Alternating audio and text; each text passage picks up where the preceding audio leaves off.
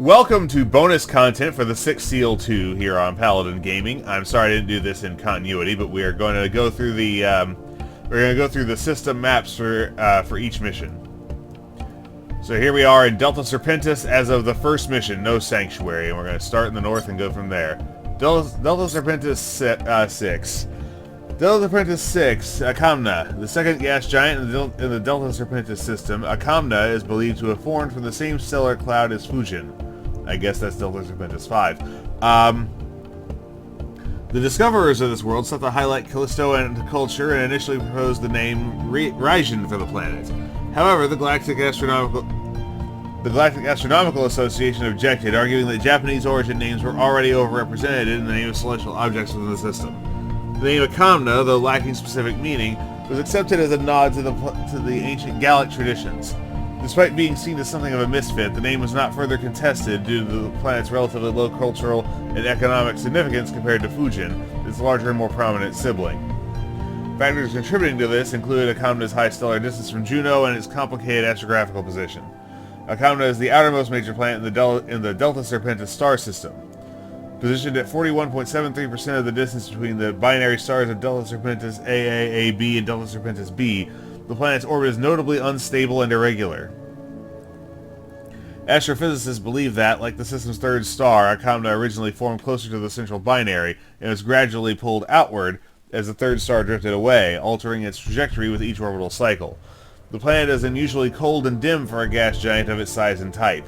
Its lower atmospheric layers are thick with dust and serve as effective insulation, trapping radiation from the planet's solid core, a feature that has industrial value. Nevertheless, due to the planet's frequent bombardment by stellar debris from the asteroid belt that stretches between the inner system and Delta Serpentis B, industrial development has long favored Vasudan. Aside from deuterium collection, Akamna is a significant source of helium due to the abundance of NaHe in its mid-atmosphere. Oh man, my chemistry education was a long time ago. Historically, Akamna served as a staging ground for exploratory missions aimed at Delta Serpentis B. However, interest in the outer star sharply declined after it was confirmed that the third star hosted no planets or significant celestial bodies. Travel to Akamna is considered risky but not prohibited, and any further travel beyond it requires a special license from the Junoan administration. This is due to the hazardous conditions posed by dense asteroid fields, dust clouds, and unstable subspace dynamics within a region known as the Callahan Bridge, a stretched subspace corridor connecting the inner rim to the outer star. While early subspace expeditions yielded few major discoveries, many scientists argue that the outer rim of the system remains largely unexplored and may yet hold secrets. As a result, space stations orbiting Akamna occasionally host independent expeditions to Delta Serpentis B, often launched with questionable legality. For many of these missions, Akamna marks the last point of contact with civilization. Few ever return. The Galactic... I won't scroll down to the last line. The Galactic Terran Alliance considers Akamna open for exploitation, but due to its hostile environment, it is generally regarded as a candidate for emergency industrialization only. The recent discovery of the Laramis system, rich in both mineral resources and habitable zones, is likely to further reduce Akamna's already marginal role in the Alliance's economy.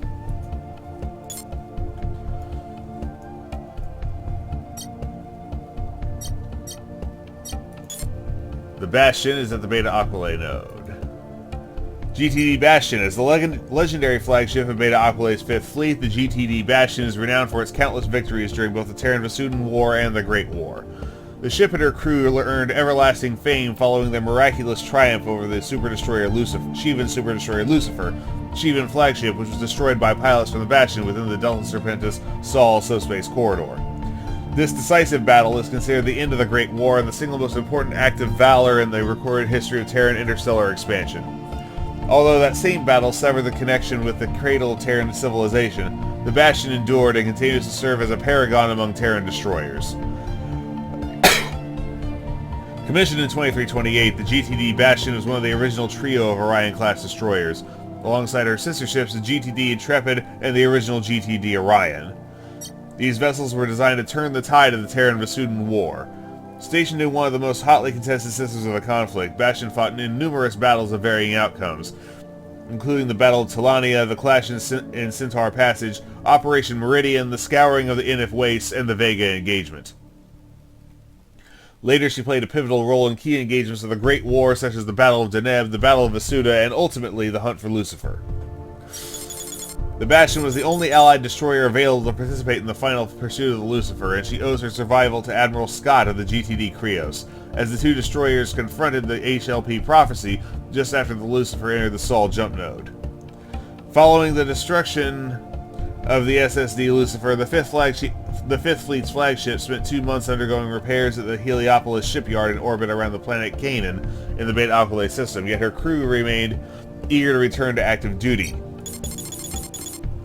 The nomination of her current commanding officer, Admiral Himara Shima, has been the subject of considerable speculation. Following the tragic death of the Bastion's original CEO, Admiral Josef Brenner, who had been decorated 3 times with the Galactic Service Medal in the League of Defense, surprised many by appointing not a high-ranking officer from 5th Fleet, but instead an obscure commander of an aging Sagittarius-class carrier. Though controversial, the Security Directorate uncovered evidence suggesting that Shima's assignment to the Bastion was part of a broader internal power struggle with the Galactic Terran intelligence. What would GTI have to do with the promotion of an officer to a fleet carrier? Contrary to accusations of nepotism, the move was intended to limit Shima's growing influence within intelligence divisions. Admiral Shima has denied any ongoing affiliation with GTI, viewing her promotion as a natural step in her military career. Her leadership was quickly vindicated. Bastion's exceptional performance during the Great War was silenced all doubts, and Shima is now widely regarded as one of the most accomplished and capable commanding officers among all Terran vessels, despite being promoted only shortly before the outbreak of the Great War. The destroyer is also deeply respected in Vasudan society, particularly for its role in the evacuation of Vasuda Prime. Dozens of the Bastion's pilots gave their lives defending civilian convoys escaping the genocidal orbital bombardment. Together with the GTD Galatea, the Bastion is credited with saving tens of thousands of Vasudan lives. This act proved instrumental in transforming a temporary ceasefire into genuine cooperation and growing friendship between the two species. A bronze statue of the Bastion stands as part of the Pillar of Salvation monument in Aldebaran, one of the most significant memorials to the tragic fate of the Vasudan people following the destruction of Vasuda Prime. The ship is also honored in the ceremonial speech that opens the annual pilgrimage to the lost Vasudan homeworld. Despite its legendary status, the crew of the Bastion remains committed to their mission. Following repairs and retrofitting, the destroyer has returned to the front lines, continuing operations to eliminate remaining Shivan presence in Terran and Vasudan space, while also countering the rising threat of Hammer of Light heretics. The Bastion has been selected to spearhead the offensive into Ross 128, still heavily infested by Shivans, and is expected to coordinate with vessels aligned with Galactic Terran intelligence. We'll see how long that lasts. Beta Aquilae node, intersystem jump node. Okay, that's simple enough. Asteroid belt divides the rocky planets into a pair of giant giants. I believe that means gas giants of the Delta Serpentis system. Hammer of Light cruiser Meketaten. The Meketaten was stolen early during the Hammer of Light rebellion by Lieutenant Sephiret, an extended cousin of preeminent Vasudan cleric and Hammer of Light sympathizer Wadjet the 11th. A newer example of the Aten-class cruiser, the Meketaten has typically been found operating at the fringes of the Delta Serpentis system in concert with fighter wings from the carrier Eternity. Striking at Terran mining operations and quickly retreating aboard GTA strike wings can be called to destroy her. A slippery vessel, she is high on the list of HOL vessels that both Terrans and Vasudans seek to destroy or capture, as such would be a substantial blow to the morale of Wadjet's followers.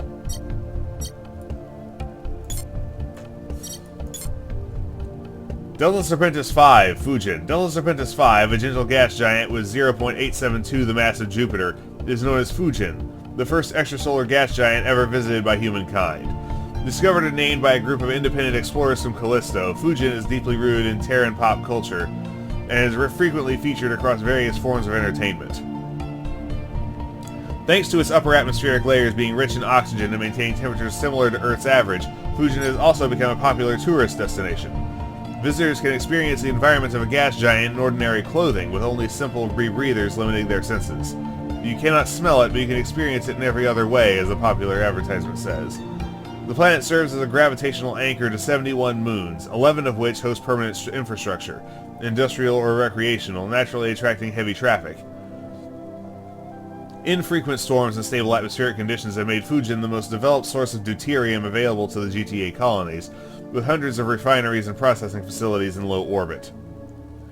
These facilities either siphon the gas directly or receive shipments from mining ships descending into the lower atmospheric layers. Crystallized silicate rains are the only significant source of hardware damage, but corporations operating on Fujin typically use vessels well equipped to withstand such conditions.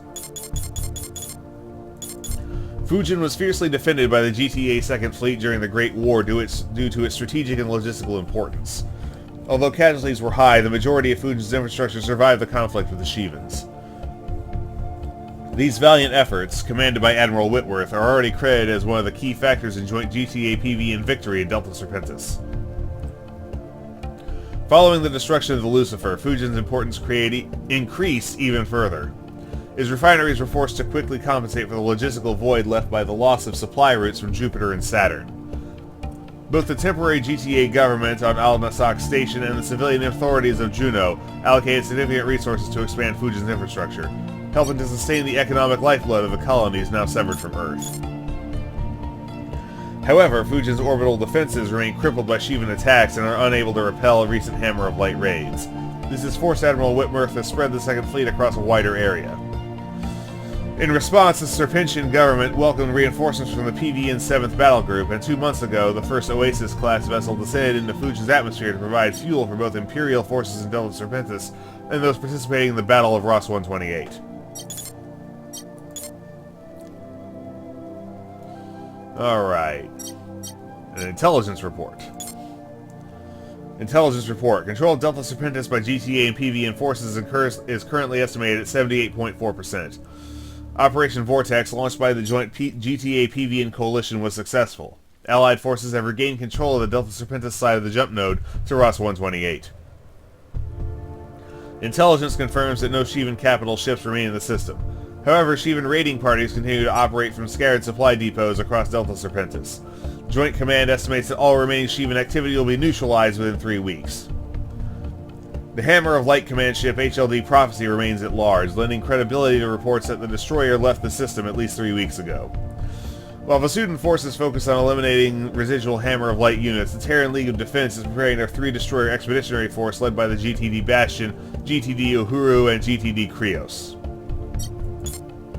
The Vasudan public now eagerly awaits the announcement of the Vasudan contingent to the expedition and a coordinated operation to retake the system where the Shivans first appeared. Delta Serpentis is a star system in the constellation Serpens. From now on, I'm going to start with the star. In its head, Serpens Caput. The light from the star in the system, given an apparent it's multiple stars in the system, I believe, given an apparent magnitude of plus 3.8, which is bright enough to be visible to the naked eye. Presumably meaning from Earth, because it is. Delta Serpentis I. Longhorn. Also known as Delta Serpentis I, Longhorn is a hot, irradiated wasteland orbiting closest to the system's main star. The planet resembles Mercury in many respects and possesses a thin, methane-based atmosphere. Composed primarily of silicates, Longhorn holds little economic value. Its surface is flat, barren, and heavily eroded, mainly by persistent, dusty winds. The only notable geological features are curved pillars of coalesced iron from which the planet derives its name. Longhorn has attracted minimal interest from both industry and colonial efforts, serving mainly as a subject of scientific research. Following the discovery of ancient ruins in Altair and the destruction of the Lucifer, independent research teams and excavation units began sweeping both Terran and Vasudan colonial space for remnants of the long-lost civilization annihilated by the Shivans. One such unexpected and entirely accidental discovery on Longhorn's Stygian Plateau, a small, poorly preserved facility of unknown purpose. To date, no other signs of ancient presence have been found in the Delta Serpentis system. Archaeologists therefore believe the system held little strategic or cultural significance for the ancient empire. The lone facility uncovered on Longhorn is thought to have been merely an observation outpost. Nevertheless, researchers have recovered specialized hardware likely intended for tracking the shifting of positions of jump nodes, possibly to estimate the post-shift location of a specific node. It remains unclear whether Delta Serpentis was simply a transitional system, a link in the suspected interstellar subspace network of the Ancients, or something more. The presence of the observatory suggests, at the very least, an interest in monitoring subspace activity in the region. With no permanent settlements and no appeal to private industry, Longhorn now serves primarily as a gravitational anchor for unmanned installations and satellites. The planet was once orbited by Aberdeen Station, which provided a jump anchor and resupply point for vessels traveling between Sol, Juno, Jericho, and other Terran colonies. However, the station was evacuated prior to the arrival of the Lucifer and has remained abandoned ever since the collapse of the Sol subspace node. Today, Longhorn sees little interstellar traffic beyond regular patrols conducted by the GTA Second Fleet, which sweeps the system for remaining Shivan elements or signs of Hammer of Light activity. Delta Serpentis II is marked, so let's see what it's got. Delta Serpentis II, Juno, also known as Delta Serpentis II, Juno was the first extrasolar colony of humankind, originally established by the Earth Federation of Nations in 2282 following the first successful intersystem subspace transit during the Unification War. A warm world with vast oceans covering 73% of its surface, Juno's biosphere is believed to have just begun its transitional phase from exclusively aquatic to partially terrestrial. While Juno's endless oceans have developed an abundant biosphere, the planet's land masses are mostly colonized by primitive plants and microorganisms. Its excellent colonization environment was seen as a promising sign by explorers of all political affiliations, including independents, encouraging further expeditions deeper into the Ross 128 and Beta Aquilae systems. Juno is heavily colonized and exploited and remains one of the most populous Terran worlds. The planet hosts a small Vasudan population, mostly displaced from Vasuda Prime, but remains a predominantly Terran center of trade, industry, science, and production. Juno was largely spared the horrors of the Great War thanks to its strong defenses and the presence of the GTA Second Fleet's headquarters. The planet features a planetary defense grid composed of 1,276 railgun batteries and 253 permanent storage sites for long-range orbital range torpedoes. Its safety, large population, strong industrial base, and role as the seat of the Serpentian government made Juno a natural candidate for the new capital of the GTA following the collapse of the Sol Delta Serpentis subspace corridor. Though it struggles to maintain bureaucratic and administrative control over the colonies, its governing systems are undergoing a rapid transition into a fully fledged center of Terran governance. Juno is home to 1.28 billion Terrans, with its capital, Gamaliel, housing 213 million. The Gamaliel agglomeration is the largest single Terran settlement in colonial space, consisting mostly of an enormous industrial complex that spans its parent island and the neighboring one, divided by a narrow sea. Although Juno initially saw the highest population growth ever recorded in Terran history following the establishment of its first permanent settlement, interest in the planet rapidly declined after the discovery of more hospitable worlds, such as Janus and Beta Aquilae. Strategically located at the junction of the most critical subspace routes used by Terran kind, Juno has remained important primarily for its industry and hosts the headquarters of some of the largest Terran corporations, including Hound Ronald Corporation, Subak Innis, and Mesa Corporation. Despite its status as the new GTA capital, Juno is expected to attract limited interest, as Terran colonists increasingly prefer discovering and claiming new worlds. However, Juno is expected to continue its industrial growth and attract ongoing private investment.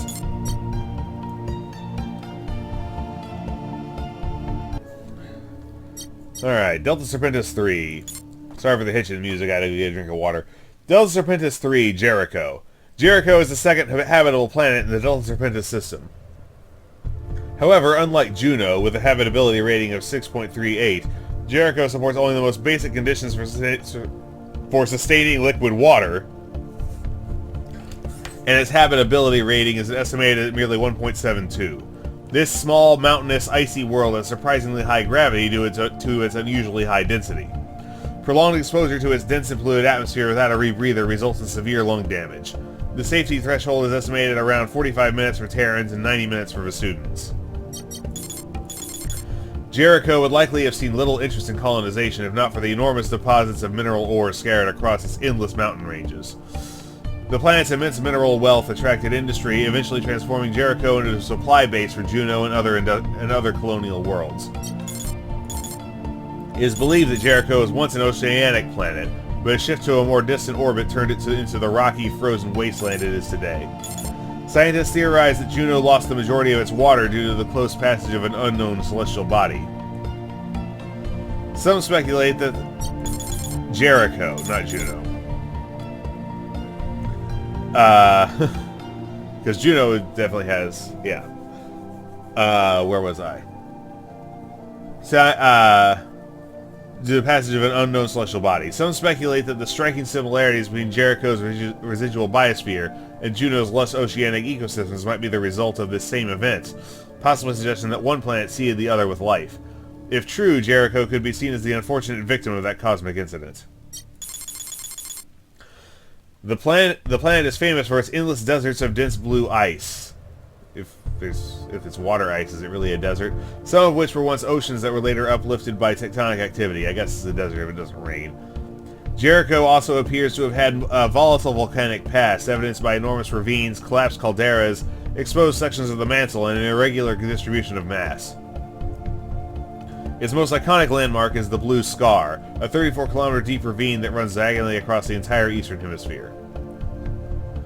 Today, Jericho is home to 138 million Terrans, most of whom work for numerous mining corporations. While the planet features several protected areas recognized as natural wonders under various international treaties, the majority of its surface has been sanctioned for industrial exploitation due to its extremely limited biosphere.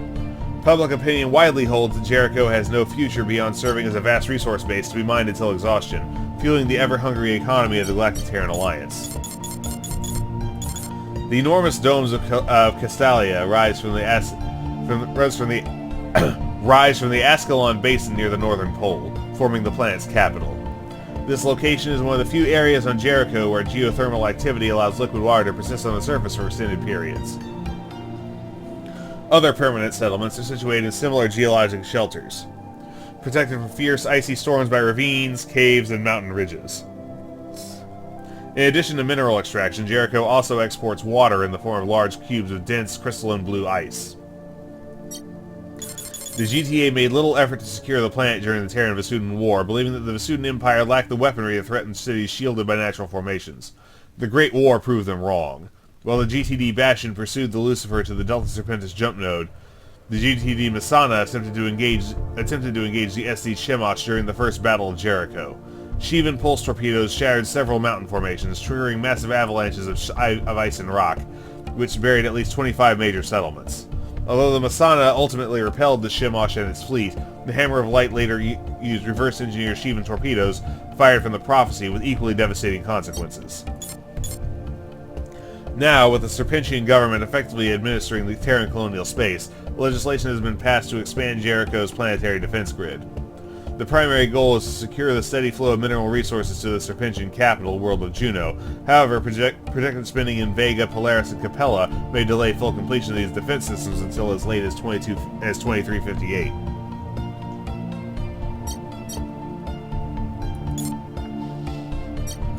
Alright. Delta Serpentis IV. Delta Serpentis IV, Makariri. The fourth planet of the Delta Serpentis system, Makariri, is a cold, dusty super-Earth that, like Longhorn, lies beyond the habitable zone and garners only limited civilian interest. Arid and almost perpetually shrouded in planet-wide dust storms, its surface is dominated by vast dune fields, wind-sculpted plateaus, and hypersaline brine lakes that remain liquid despite the planet's consistently sub-zero temperatures. Makariri possesses a dense, dry, and lethally toxic atmosphere that can shut down both Terran and Vasudan biological functions within minutes, due to a combination of extreme thermal and chemical effects. Despite its inhospitable nature, Makariri serves as an important gravitational and subspace anchor for vessels navigating between the inhabited planets and the outer gas giants of the Delta Serpentis system. Its high orbit is also the frequent location of the Beta Aquilae jump node, as the entry point to the subspace corridor is known to shift. As a result, Makariri's orbit hosts permanent orbital infrastructure centered around Zealand Station, an Amathia-class facility relocated here after the completion of Al-Nasak Station in high orbit around Juno. The space around Makariri sees far more interest in stellar traffic than the planet itself. The few permanent surface settlements mostly serve corporate interests. One of Makariri's few valuable natural resources are the so-called Serpent's Eyes, hyper-compressed crystalline silicates formed deep beneath the planet's mantle through intense geological activity, then slowly pushed toward the surface. Once exposed, they are polished over thousands of years by high atmospheric pressure and abrasive dust-laden winds. These crystals have found use in both luxury jewelry and precision optics, so they are now being phased out in favor of similar materials with greater availability in other systems. The planet hosts several permanent corporate facilities operated by Han Ronald, Mesa, RNI, and other conglomerates. These installations are primarily used as testing grounds for experimental technologies, typically early prototypes of fighters, bombers, and weapon systems. Prior to the collapse of the sole Delta Serpentis jump node, Makariri also served as a mandatory hazard operations training site for aspiring GTA pilots, testing their skills under harsh planetary conditions. Following the destruction of the Lucifer, the Serpentian government pledged funding and resources to support the PV and 7th Battle Group in constructing a military outpost on Makariri's high orbit, aiming to provide Vasudan forces with a permanent logistics hub in the region. Although the station remains incomplete, Makariri currently functions as the primary staging ground for Vasudan forces within Delta Serpentis, and plays a critical role in the recent deployments of PvE units to the Shivan front in Ross 128. The PVD Ascendant is in orbit, in accordance with that. PVD Ascendant, the 6th Typhon-class destroyer to be produced, PVD Ascendant is the flagship of the 7th Battle Group of the Parliamentary Vasudan Navy, headquartered at Fayum Station in the Alpha Centauri system. The destroyer is best known as the ceremonial warship that replaced the recently decommissioned PVD Vigilance on the right flank of the Imperial crown ship during several ceremonies of importance to the Vasudan Empire.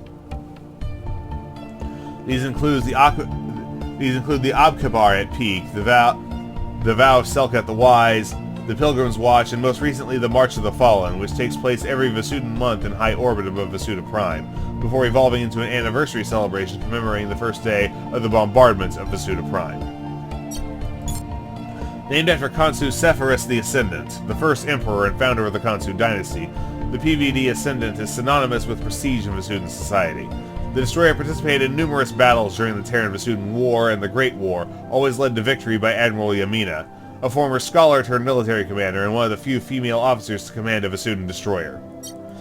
Although the Ascendant is officially the flagship of the 7th Battle Group, the unit is often associated with Rear Admiral Sahibu, who commands from the PVD Sentinel, as the Ascendant frequently undertakes remote deployments of diplomatic, cultural, political, and scientific significance. Its long record of unusual assignments has fueled speculation about security directorate involvement among the crew, and the destroyer is known to host a contingent of Imperial Guardians. Alright. Now we just got the bottom here. Hammer of Light Carrier Eternity.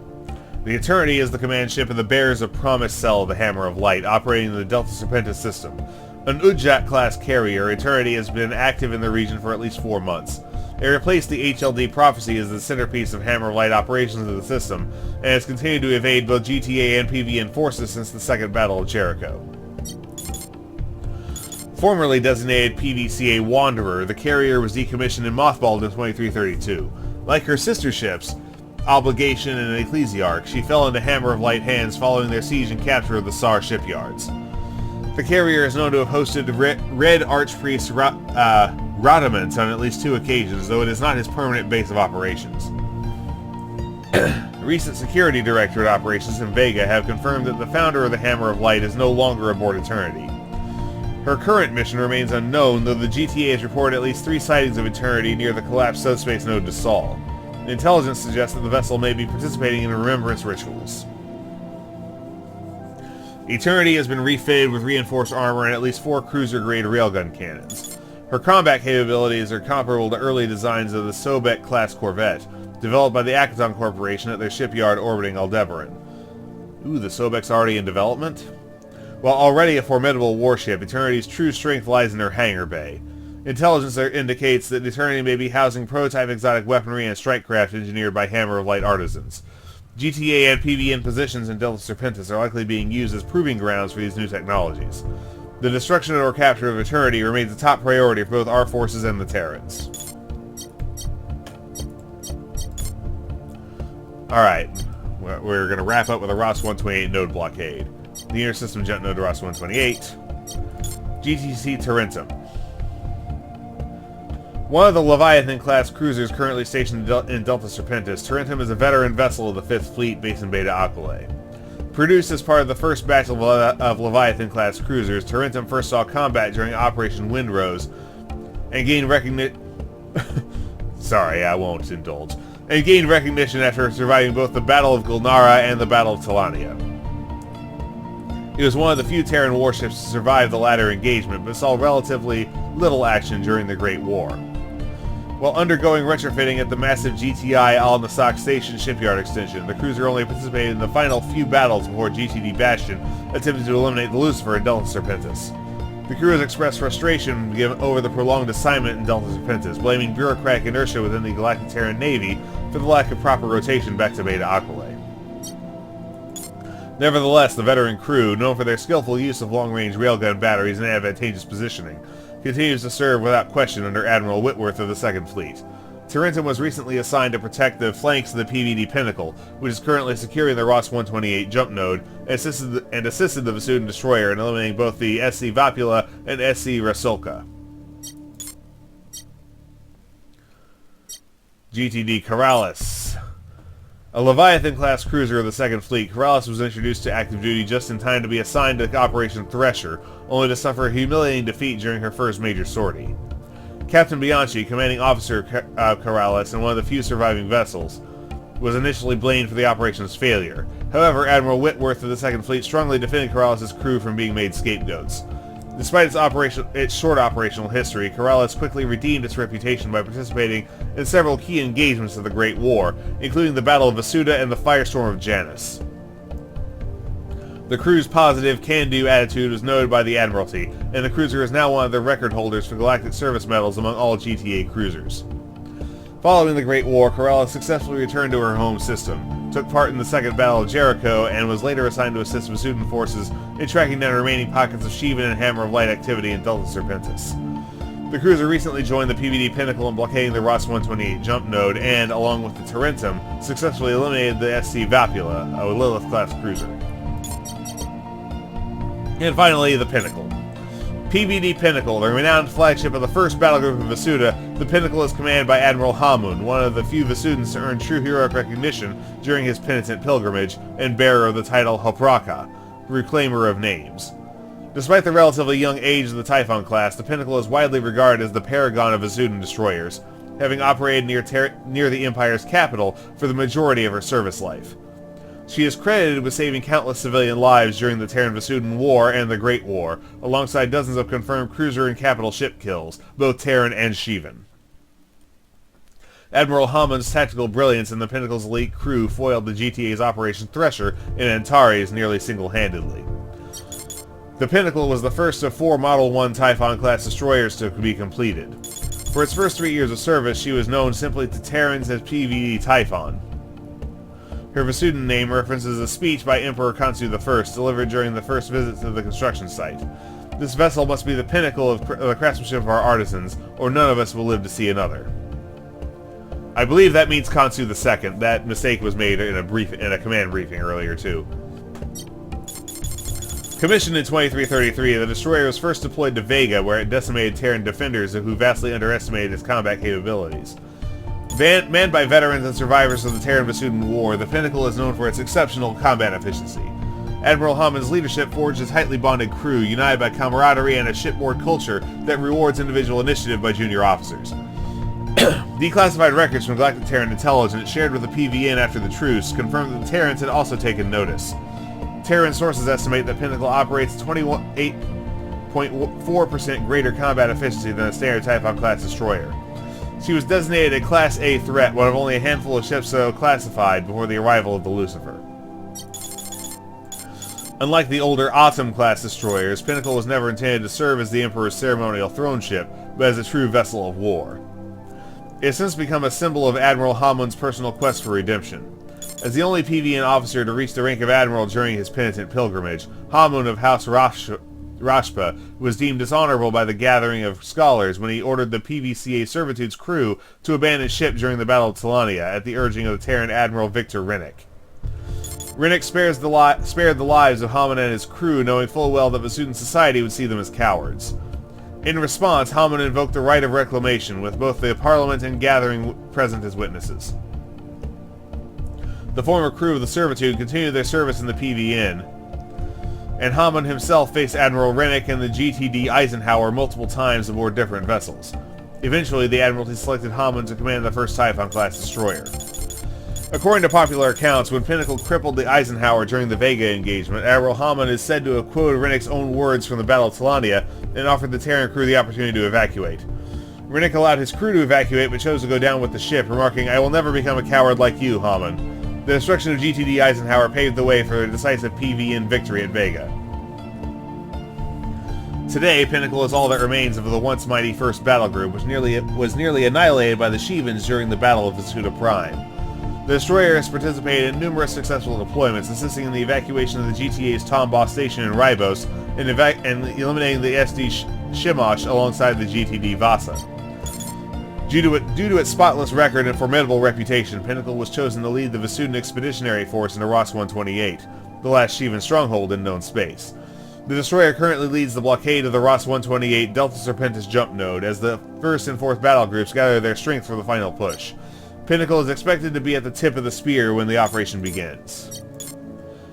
Alright, that is the the Delta Serpentis system map as of the start of the first mission of the 6 Seal 2 campaign for the Freespace Port. So this has been bonus content for the 6 Seal 2 here on Paladin Gaming, and this is Paladin Gaming signing off.